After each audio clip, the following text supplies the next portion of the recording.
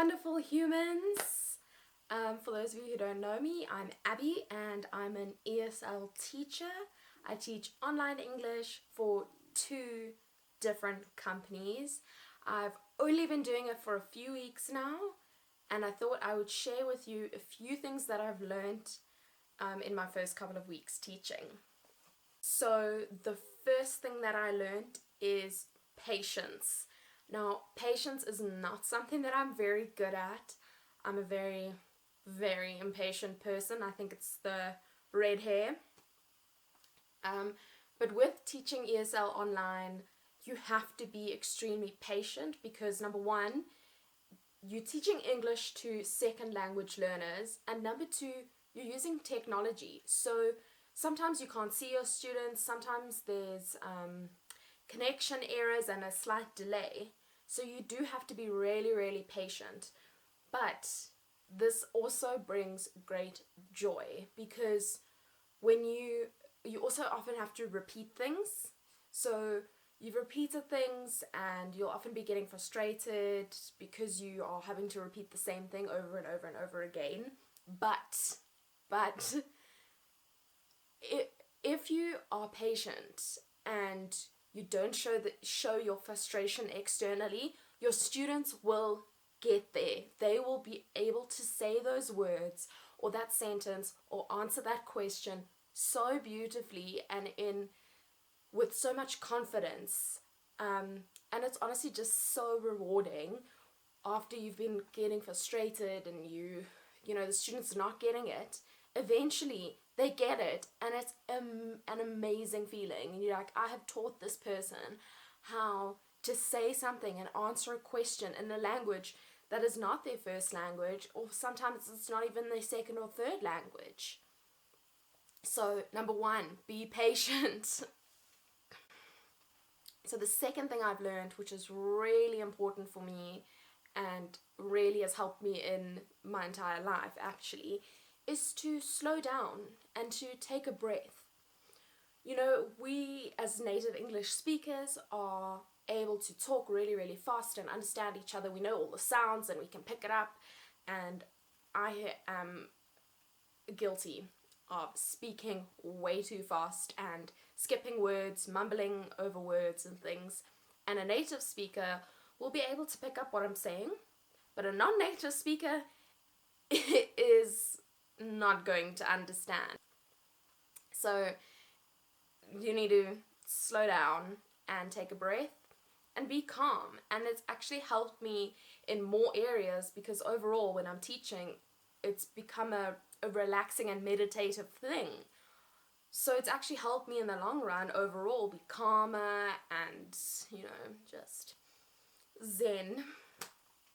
Number 3 is mind-blowingly important, and that is to always, always, always go over the lesson plan at least an hour before the lesson. Now, I like to go over the lesson plans as soon as I get them. So I work for 2 different companies, and both of the companies give you the materials you need to use in form of slides or songs or things. And the one company gives you minimal instruction as to how to use the material. The other one, you use the material, just put your own spin on it. Okay, so it's important to do this because number 1, it lets you know what you're teaching. Number 2, it lets you know the level of the student that you're teaching. Number 3, it gives you time to note any errors in the slides or pacing. And number 4 is that it gives you time to prepare your flashcards and props and things that you use when you're teaching. So it's really important to go over the lesson material at least an hour before your class. So my 4th thing is to download the app that the company has for their teaching. So both of the companies that I work for have a communications app, which you can talk to IT if there's technical errors, because obviously you're teaching online and technology is not always perfect. And Also, it allows you to know your schedule. So it's really important to know your schedule, obviously, because you don't want to miss a class and not get paid. I mean, you don't want that. Okay, so the fifth and final thing that I have learned in this first 2 weeks that I did not see anywhere in any of my research that I had been doing on teaching online. I literally don't understand why nobody told me this before I started teaching ESL online, and that is to write down notes on the students during your class. So what I do is I have a whiteboard. If I'm not using my whiteboard for that class, then I'll use my whiteboard and I'll write the students' names. Sometimes I have 6 students, so I've got to, split the board into 6.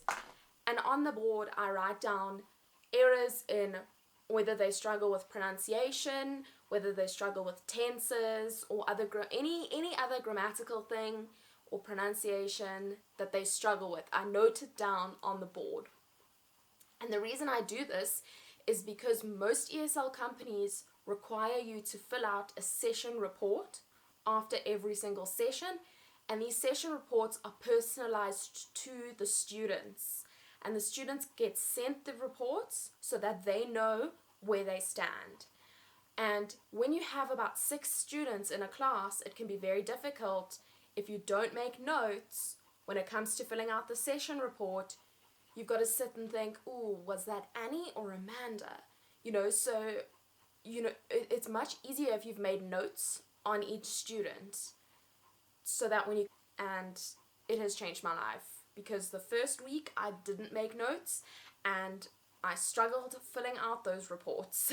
And the second week I was like, hang on, I need to come up with a system to make my life easier. Okay, in summary, be patient, slow down, go through the lesson plan, download the app for communication, and number 5, honestly, the most important one, make notes on your students during class. So that is all from Teacher Abby today, and I will see you with another ESL Teaching Online video soon. Bye!